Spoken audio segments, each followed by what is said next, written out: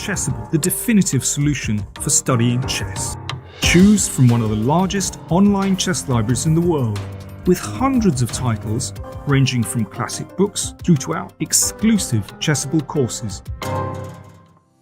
Welcome to the new Chess24 playing experience. Play in light mode or dark mode. Choose from a range of time controls or create a custom game, and get paired with players from around the world fast. Enjoy a polished playing experience while making moves on a fresh, responsive board to claim your victories.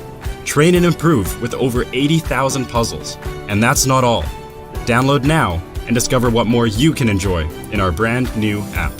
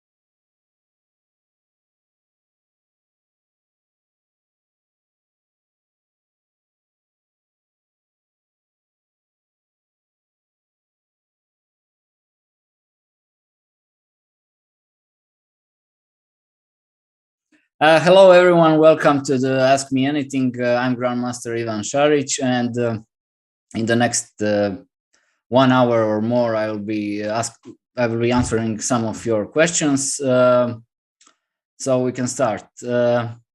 What chess books do you recommend, or what is your favorite Chessable course? Well, about the books, it depends a lot on what you want to improve in your chess. So for everyone, that could be a bit different part, because someone is good in tactics, someone is good in strategy, someone is good in the openings. So I would advise you that you should read some books which will help you solve your weak spots in chess.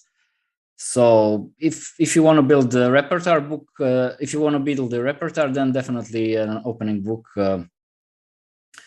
should be a top choice after carefully choosing your line or your desirable variation which you want to study. Then some of those books. But I think for everyone, the puzzle books are something that you can always enjoy.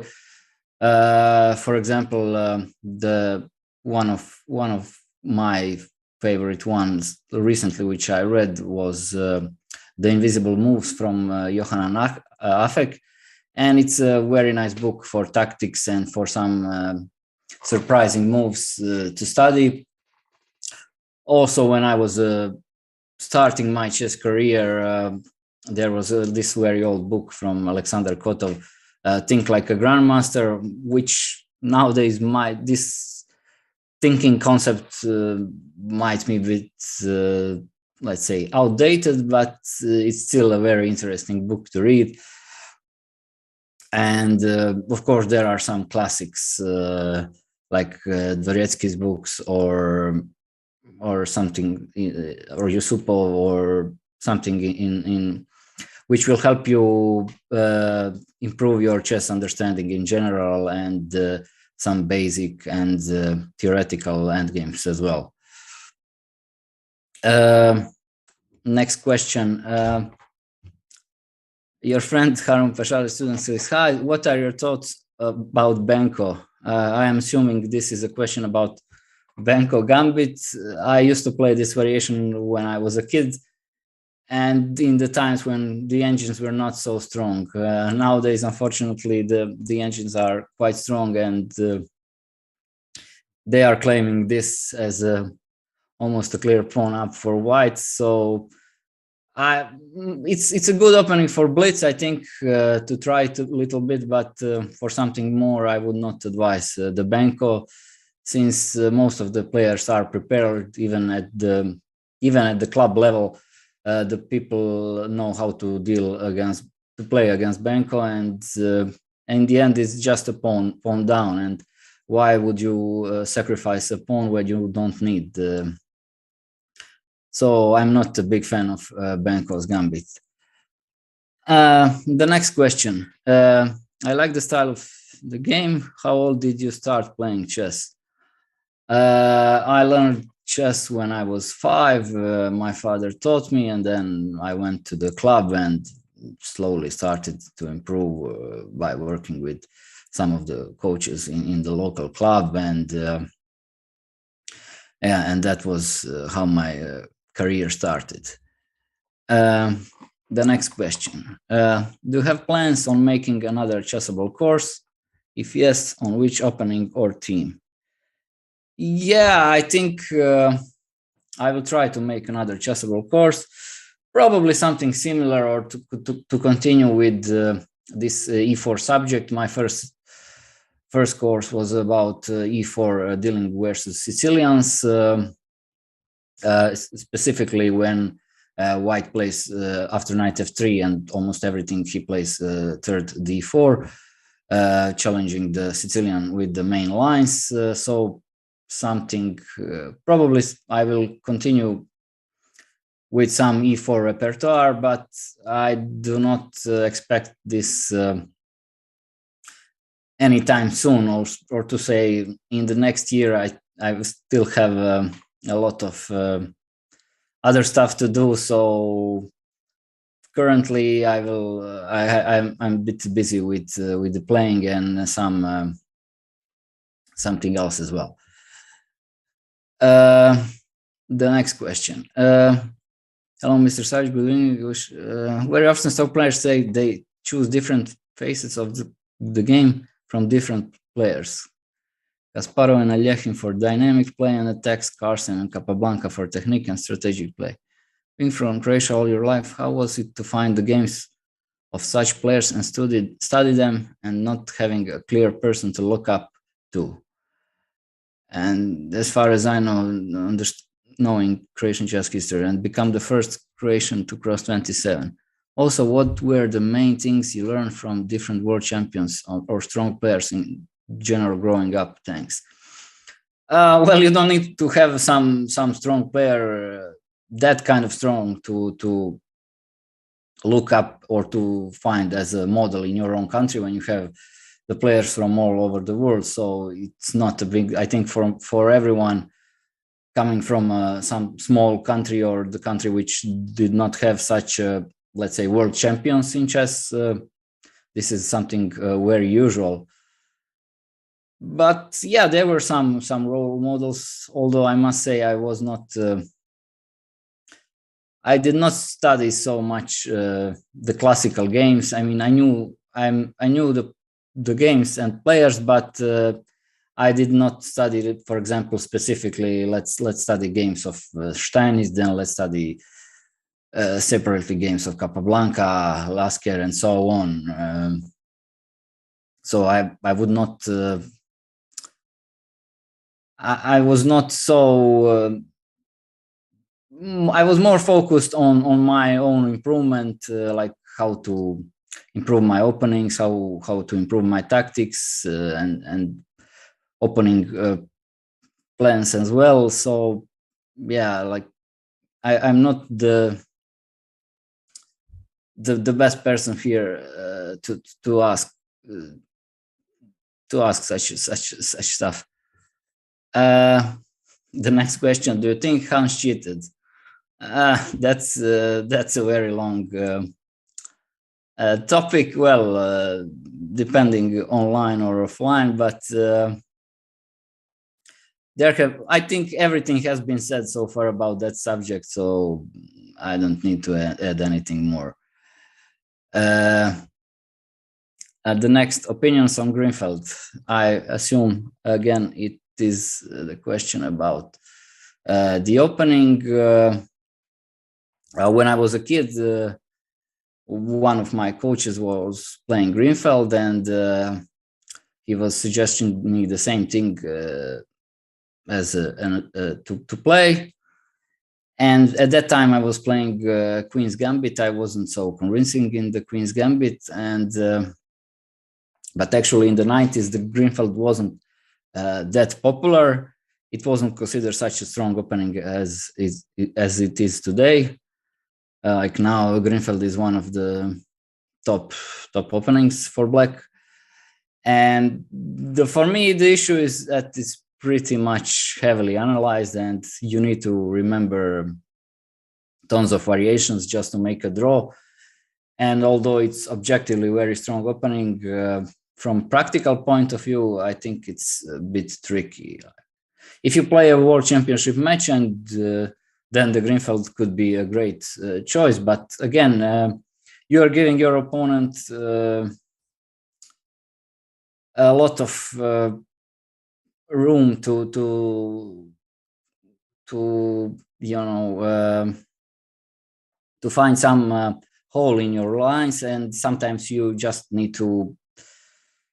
You can't remember everything, and you can be in trouble. For example, if you see some encounters between Carlsen and Vachier, who is like one of the top players in Greenfeld, Magnus seems to always find some line to create troubles for MVL, and it's not always pleasant to defend such positions when you have to constantly memorize all the lines and just be ready to play them in the real game.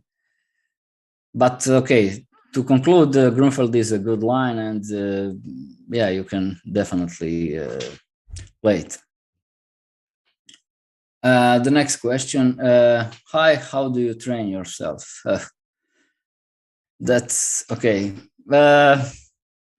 Where to start? Recently I'm mostly analyzing some openings, doing some puzzles, or wasting time by playing online chess. Usually blitz. I don't play roulette to keep my health. But yeah, I mostly work on openings with the engine, and then try to understand what the engine is doing, and try to understand what I should be doing in the specific position. And then sometimes I even just, when I'm home, like I just have a chessboard and then analyze on board without just myself, without any help of the engine, just make moves for both sides, because that helps me to understand a position a bit better, and also to understand what are the human moves in the position, because often when you analyze some line with the help of the computer, you don't realize what are the logical moves, because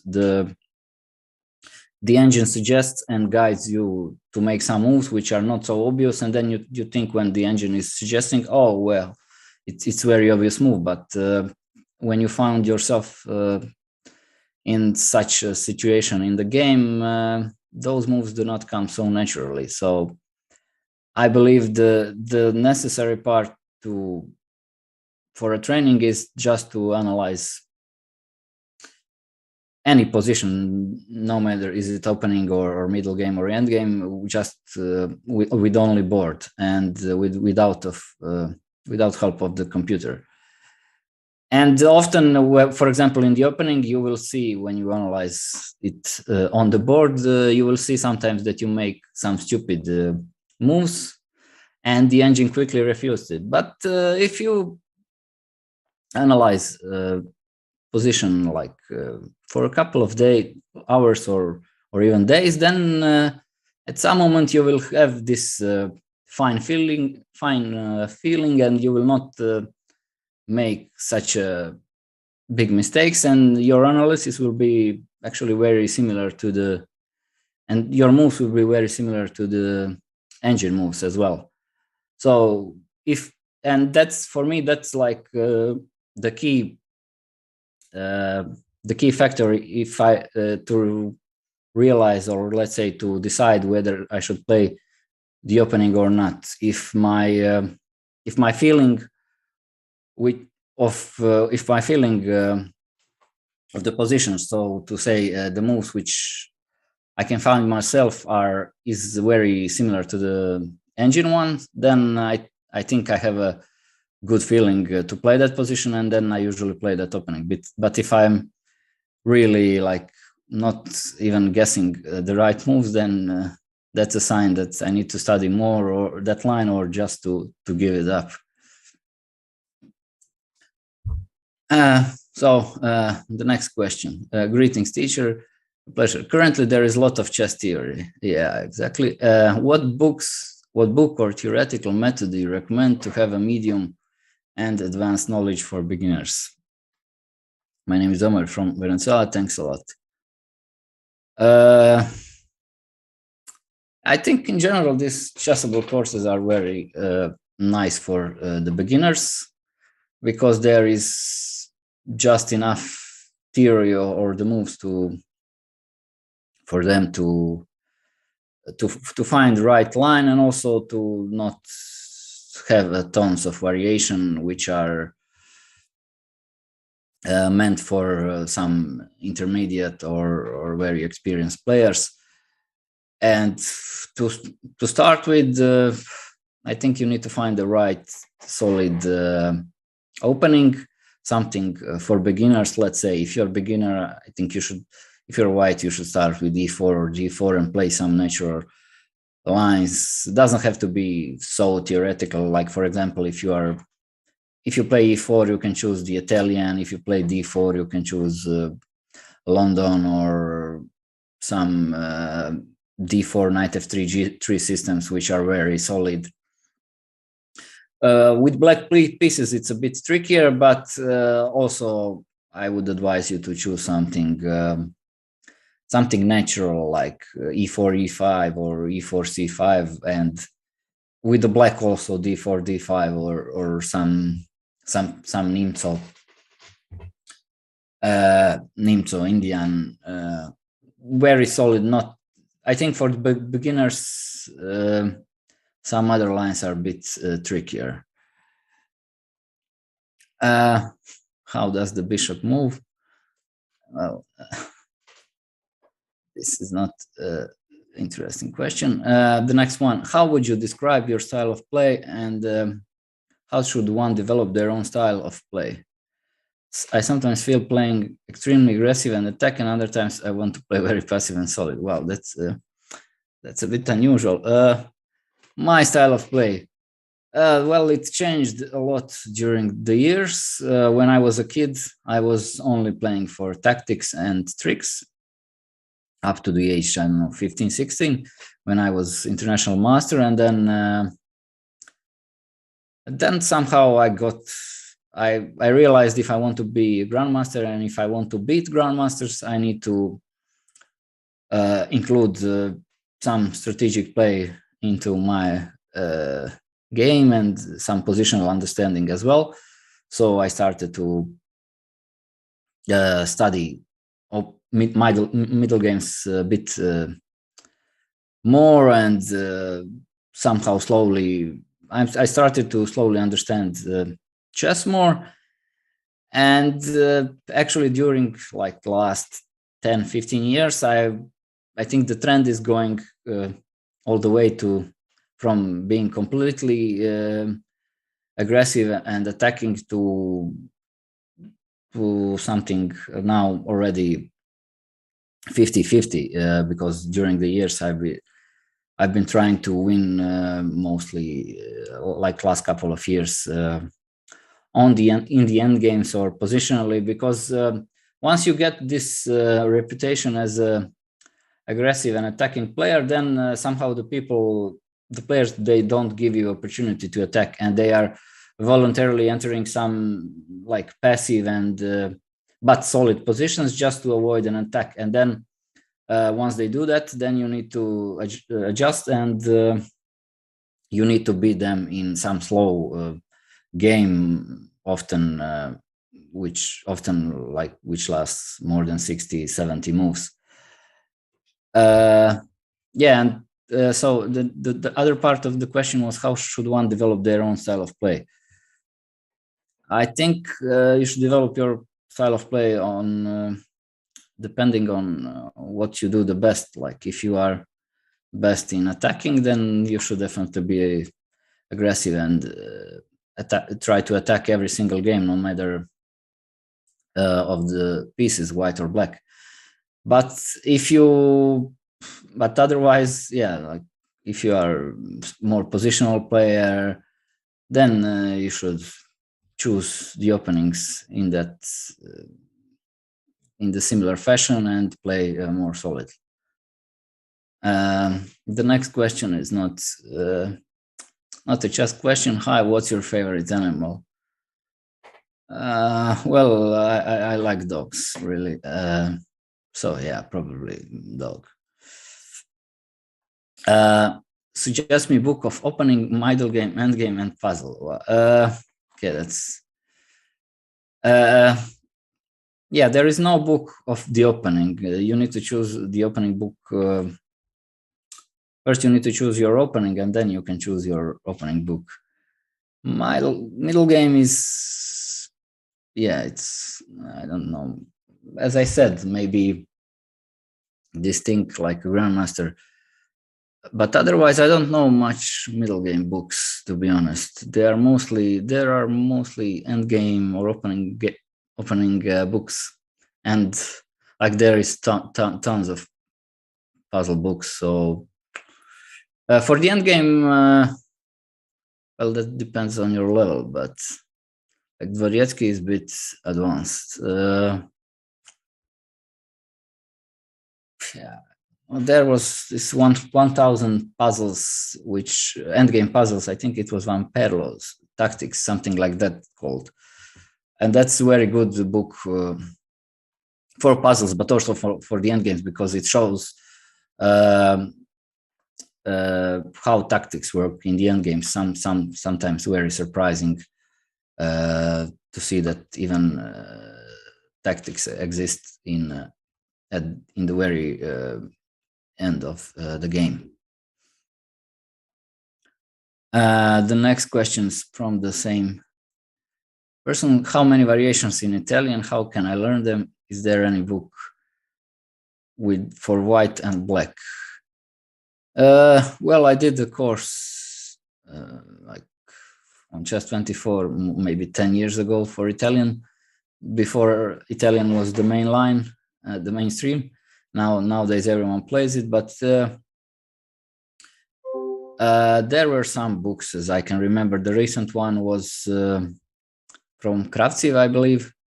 Like it was one. I think that one was a good book. As I recall, there was also some books from Sulaidis, Dalchev, and there is a chessable course from Anish Giri, where he for a E4 player, where he mentions the Italian. So that is from the white's perspective. From the black's perspective, there are a lot of E5, I think, courses where you can, and the books where you can learn how to deal with against the Italian. Actually, those are very different one, because usually everyone suggests some other line with the black when dealing with the Italian. The next question: what is your favorite chess player of all time, and who do you think is the best chess player of all time? I think the best chess player of all time, if you just consider the chess level, is Magnus, because he had this privilege to learn from all the previous world champions, and he also had the privilege to work with the strongest engine. So in that case, it's very clear and easy to answer, because he has the best understanding of chess, thanks to these two things I've mentioned, and therefore he's the best chess player of all time. But if you like to answer this question differently, like who was the most talented, considering the amount of information and they had at their time, like, then it's a very tough question. So I could name a couple of them, like Morphy was brilliant, considering like the time Morphy and Philidor, also Capablanca. His chess understanding was really, like, his positional understanding was for that period unreal. It's, for me, it's still a mystery how well he understood the game and the technical phase of chess. And also Bobby Fischer as well, who was just a beast, and also the Gary. So yeah, it's in that terms, it's a tough question. My favorite chess player, that's hard to say. I did not study, as I said before, every world champion, his life, his games, and so on. So I did not have my favorite guy there. The next question is, can you describe the early stages of your chess career? Yeah, when my father taught me how to play chess when I was 5, I went to the chess club, and usually it was maybe, I think it was once or twice a week. No, it was just Saturday, maybe in the club, 2 hours of chess. And I remember when I was home, we had this huge chess encyclopedia of tactics, a book from Chess Informator, very old, like very thick book. And there were all kinds of tactics divided by team, like double attack, discovered attack, a deflection, blockade, pin, and so on and so on. And I was practicing those. I was solving those puzzles, and which was actually the only thing which I found interesting. I found not the only thing, but I found these puzzles the most interesting part of the chess. Even when I was very young, I was able to solve them, and for me they were somehow always beautiful, and that's what got me into the chess. And later on, I started to play in a club, and first there were some local championships, then there was a national championship, and on my first national championship, I was something like 22nd out of 35 players in the group under 9, but I was 7 or 6.5 at that time. So this was my first championship. And the next year, when I was, I was 8. Actually, next year I was surprisingly 3rd, and no one expected that, not even me. And then when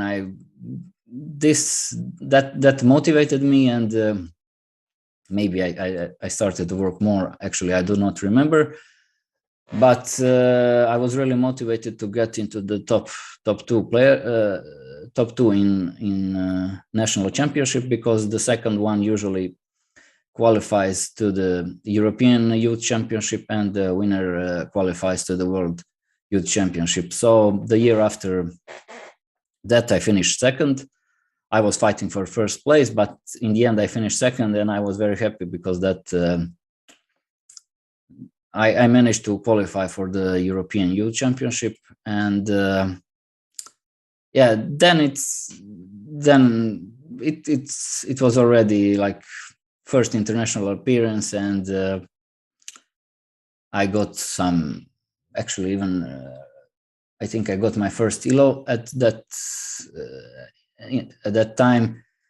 In like 20 years ago, it wasn't so easy to get a ELO rating because the minimum ELO was 2000, and to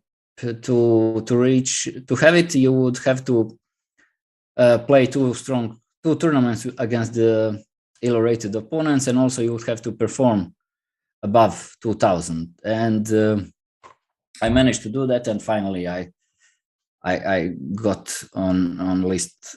I think my first rating was 2034, something like that. I think I still remember that because I was very happy to get it. The next question: how do you prepare for your games? And that depends a lot on which tournament is and how serious are those games. Because I play a lot. Let's just stick to the classical ones. I play a lot of leagues, which sometimes you don't know your opponent up to the last moment. You just come to the board, and then a weekend league, so you just come and see that you are playing against someone, so you don't have to prepare so much. And otherwise, when you play open tournaments or round robin, it also depends a lot. If I can guess what my opponent will play, then I'm usually preparing like the whole morning and just remembering some lines before the game, like after the lunch. Usually the game starts at 3, so you prepare after breakfast till lunch, and then after lunch just some quickly rechecking the lines. And but if I don't know, or if I cannot guess what my opponent will play,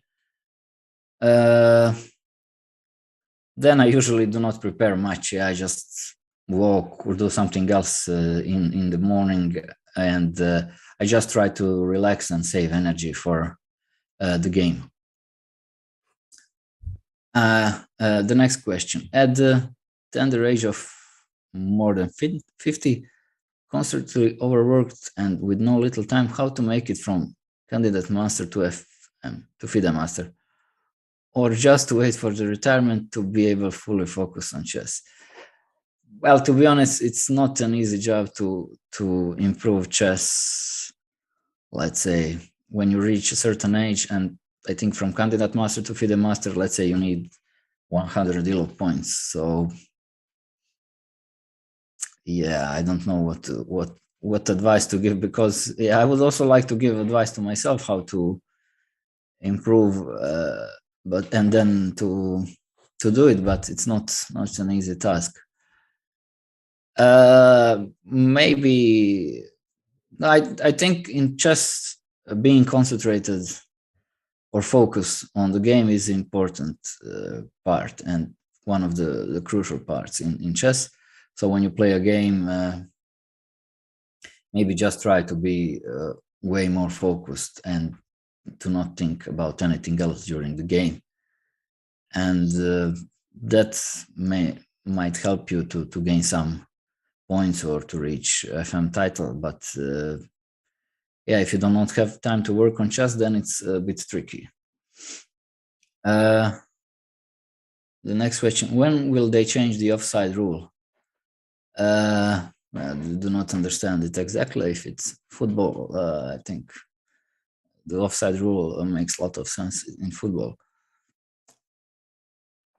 The next one: how was your experience playing the CCT? Champions Chess Tour. How is the CCT playing atmosphere different from playing over the board with the same players? It's a lot of difference when you play online and on over the board, because I think I do not blunder so much when I play over the board, at least what I feel, because you have the pieces and everything, it's in 3D dimension, and here when you play a game you just see it on the screen and it's two-dimensional. Although I've heard that some of the players, especially the young generation, they even prefer to play it on the screen because they are used to analyze it on the screen and do everything, the training and preparation on the screen. So maybe they are more, they even enjoy. But to me, I like it more when it's over the board because I have a feeling that I have more control of the pieces, but also it's completely different in view because there is no one around you. So when you play a normal tournament, there is some sort of chess atmosphere. After the game, you talk with people. There are all kinds of people around you, the chess players and everything.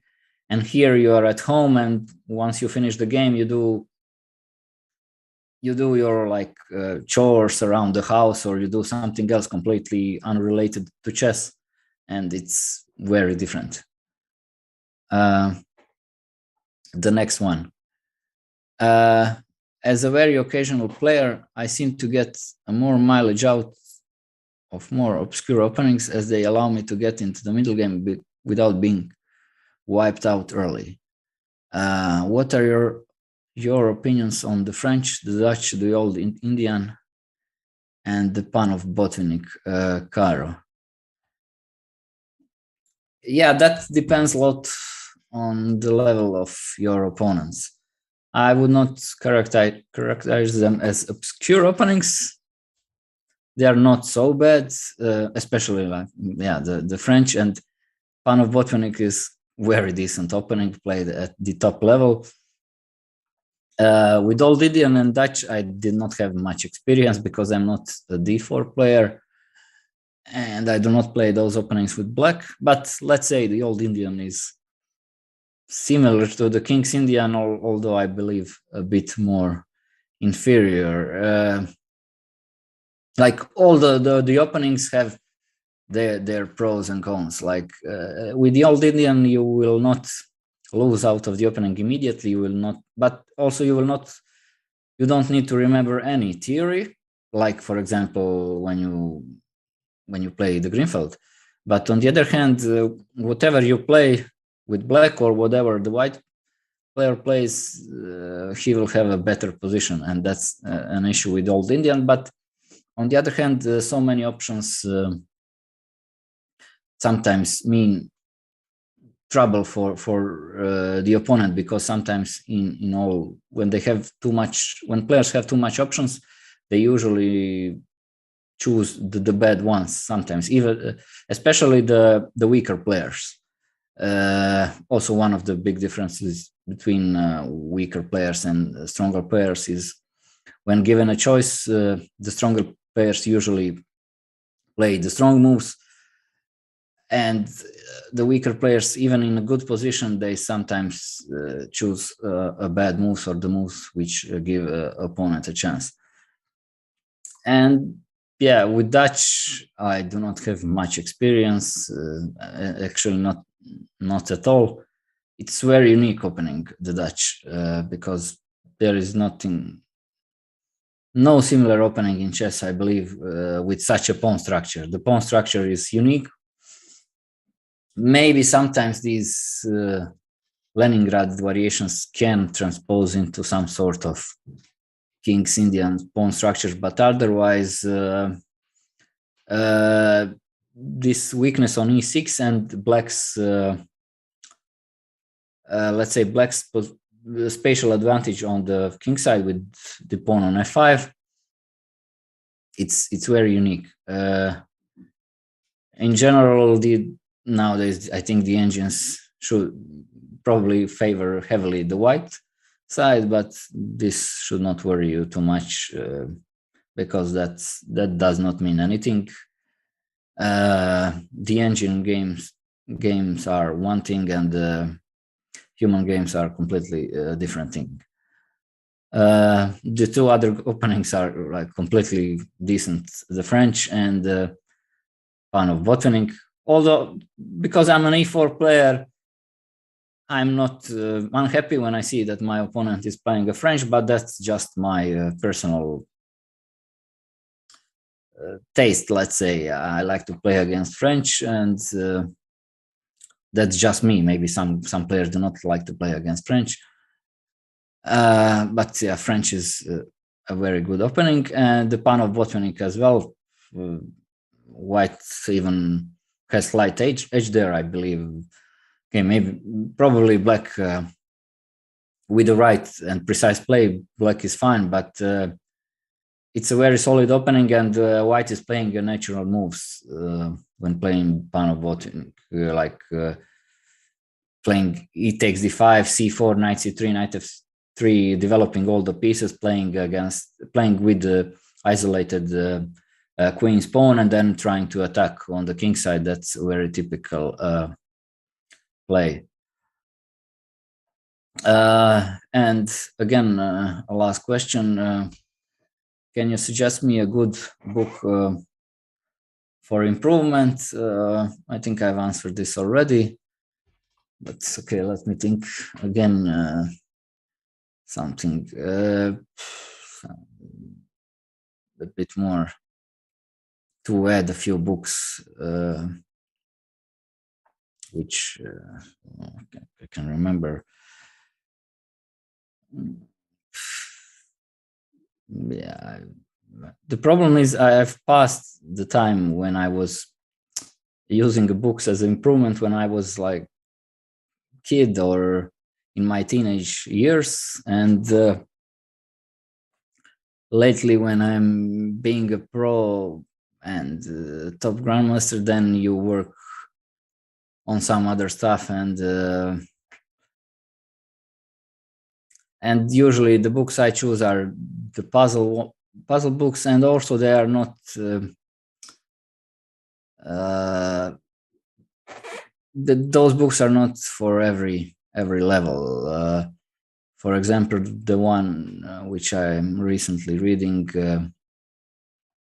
is, I think, called Think Like Computer, and it's one of the hardest puzzle books I've had. The examples are very tough. But now when I remembered, I think the Agard books, they have these puzzle books like calculation, attack and defense. There was one also endgame. So there were 4 or 5 books, very good puzzle books, and I think some club level player, those books are suitable. And yeah, there are some, of course, tough examples, but also some examples which are completely solvable.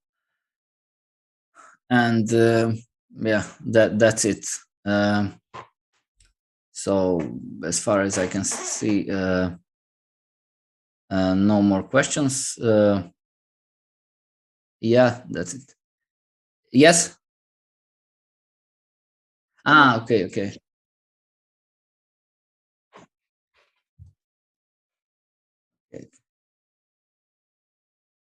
Okay, sorry, there are a couple of questions more. The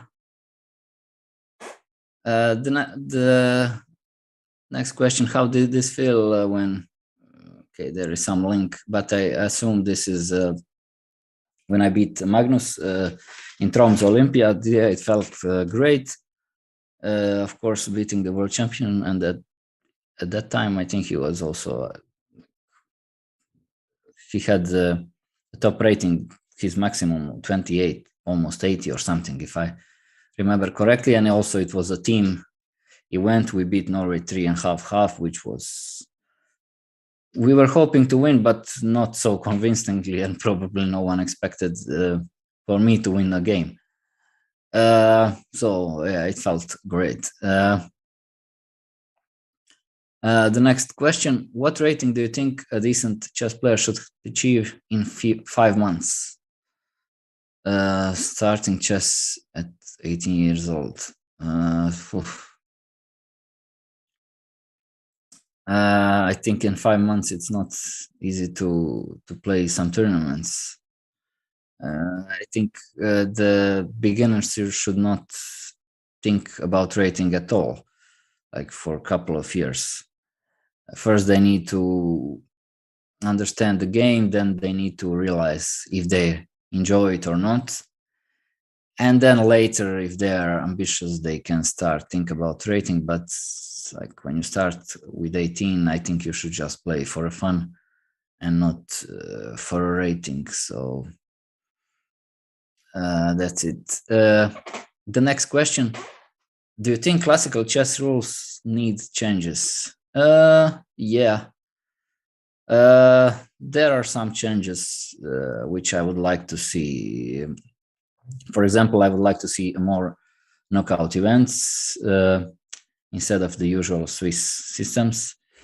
I think also we need to consider that instead of playing just one game on usual tournaments, let's say you play one 90 plus 30 game, we could play two games with faster time control, for example 45 minutes plus 30 seconds, but just instead of one game we play two games. I think it's more fair because you give opportunity to play with white pieces and with the black pieces as well, because currently this format it favors heavily the white players, because sometimes you play with a lower rated opponent and he just wants to make a draw with white, and then actually it doesn't matter which level you are. If you are like 2100, you play with 1900, you will still have some troubles beating them. But also it works same way when you are 26 guy and you play with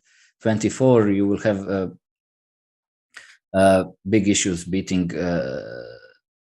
200 lower rated opponent with the black pieces. And when you have two games, then the situation will not happen, because if, let's say, your opponent plays with white pieces for a draw, he will make a draw, but then you will just beat him with the white pieces, and then that draw will not make any sense, will not bring him anything. So you will force players to play with white pieces for a win, and that is one of the rules. And yeah, mostly it's connected with that, with some change of the format. I think the chess rules, as like the moving of the pieces, is perfect. Yeah, I would like to see more Fischer random tournaments, but as I know, people are, I think this is only what top and grandmaster players prefer, because of so many theory. At the club level, I think the classical chess is still very interesting, but at the top level, sometimes I would like to play without any need to prepare for the game. You just come to the board and sit and play a game. Yeah, also I would like to see, if possible, but that's sometimes hardly manageable, to find out your opponent just before you sit, and you just come at the board and you sit and play without knowing the name of your opponent one day earlier, as usual at the Swiss tournaments. And I think also the rules which need changes are the 50 moves rule, because there are a lot of positions nowadays which are winning, but it takes longer than 50 moves to win them. Let's say rook and knight against two knights, or rook and some light piece against two light pieces. That's well known that sometimes those wins can take longer. Also, there are a couple of well-known positions with 2 bishops just against knight, which win in more than 50 moves. So I do think the 50 move rule has to be changed quickly, because it's just it's unfair that the player who has a winning position cannot win the game, because 100 years ago people assumed something else, because the 50 move rule is actually an old rule. And with the help of the computers now, we realize that some endgames are won, but it takes much longer. And I think the stronger side should be awarded in that case, because the drawing margin already is too big, and we need something which will make the chances, let's say, to help players win more. The next question: how is it best to beat an opponent who doesn't know the opening by the book? I would say by playing the main lines, and especially by playing the most principled moves, like playing e4, d4, then developing your knights, developing your pieces, play as aggressive as possible. And when that happens, usually you need to know how to win or how to refute the bad play from your opponent. Like, you need to know how to beat them when they do not react in the best way.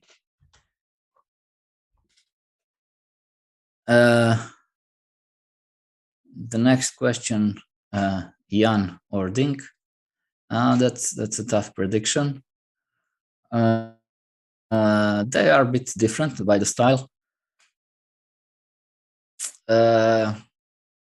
Yeah, I think it will be a very close match, because they are both very good in some part of the game. And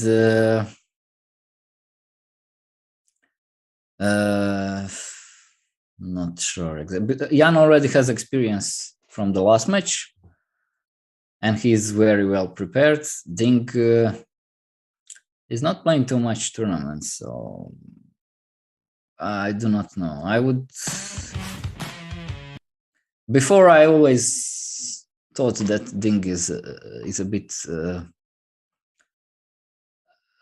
stronger. I thought for a long time that he was like world number 2, but then at some moment he did not play anything, and starting from this Corona situation, his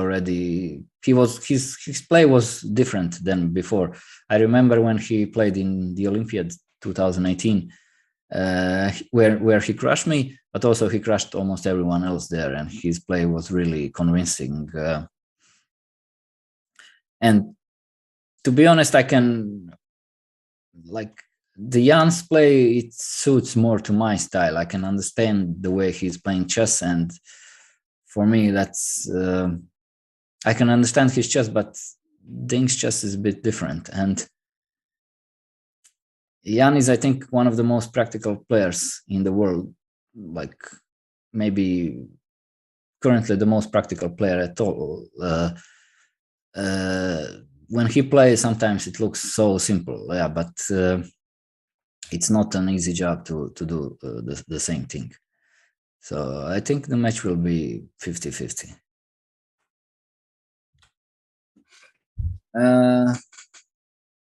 Okay, a few more questions. Everybody's asking about chess. So, what is your favorite food? That is lots of stuff. I always like a good steak, like a good fish, like sea bass or something similar. Oh, I also enjoy shrimps as well. In general, I'm from Mediterranean, so I like Croatian food, obviously, but also Greek, Italian, Spanish. These are my favorite cuisines.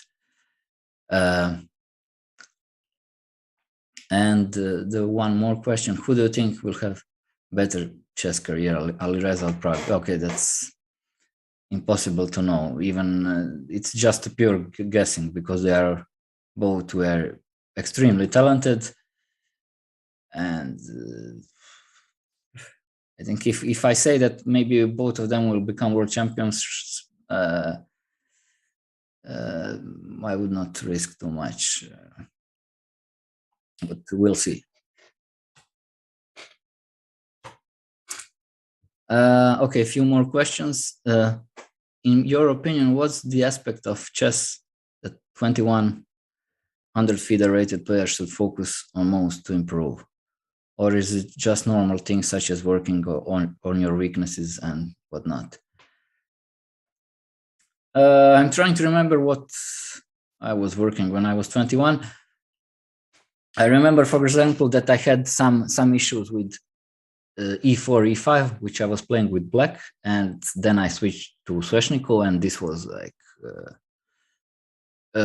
pure, a great decision. Like I realized that this Sveshnikov was more to my style, but this does not mean that you should switch to Sveshnikov, but you should try to find maybe something, a better opening for yourself if possible, but if not, just work on your weaknesses, like work more on tactics. Also, for every player, I think it's important when you work, your mind is kind of, let's say if you practice some puzzles, your mind is focused to think about chess, and you can find the right moves more quickly. And then when you play the game, that's a crucial thing. When you find the right moves more or quickly or like easier than usual, then it's a good sign of let's say a good form. And if you don't work, then you will usually during the game you will just burn a lot of time. Then you will come into time trouble, and usually you will blunder something in time trouble, and then you think, oh, I'm just unlucky, I've blundered in time trouble. But that's not the luck or lack of it. That's just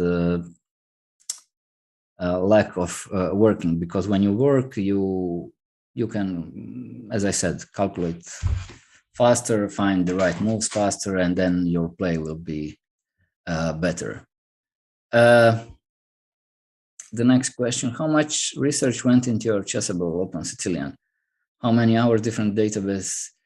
When I decided to work on this Open Sicilian, I already had my analysis, let's say, of the Sicilian, of course, because I played e4 all my life, and I've played also the Sicilian as black, so I already had like a lot of information there from the beginning. But then when you are making a course, then something is completely different. First, you have to adjust the lines, the text. There is a lot of text, which when I am analyzing games or the openings for myself, I almost do not have any text or very little. I have some arrows, but usually when I see the position, I know the plans. And when you're making a course for every level, for beginners and for the club level players, then you need to explain in every position the plans, the ideas, and so on. So I did not, I was not measuring how many hours did I spend, but it was a lot of work.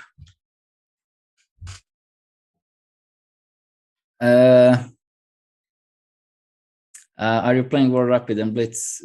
Probably not, because FIDE keeps insisting all these years to have World Rapid and Blitz organized between Christmas and the New Year's. Eve, and I think it's just terrible.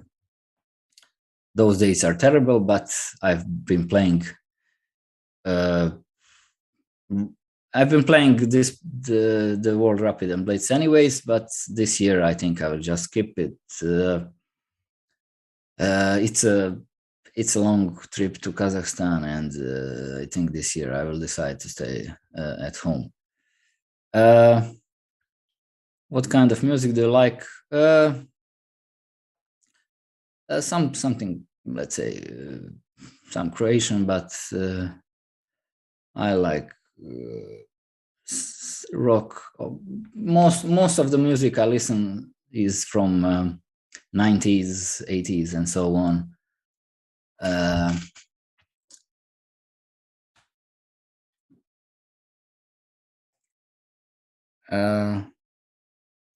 Yeah. If you have some more questions, I'm ready to hear it, but for now, it seems like this is it. Thank you for watching, and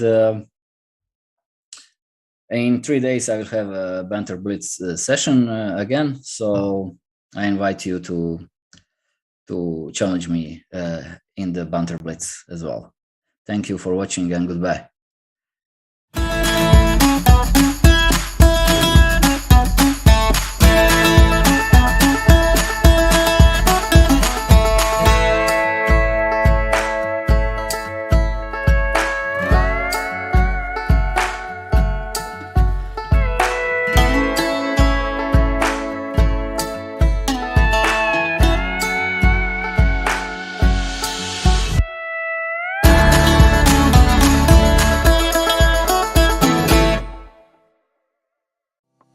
Welcome to the new Chess24 playing experience. Play in light mode or dark mode. Choose from a range of time controls or create a custom game, and get paired with players from around the world, fast. Enjoy a polished playing experience while making moves on a fresh, responsive board to claim your victories. Train and improve with over 80,000 puzzles. And that's not all. Download now and discover what more you can enjoy in our brand new app.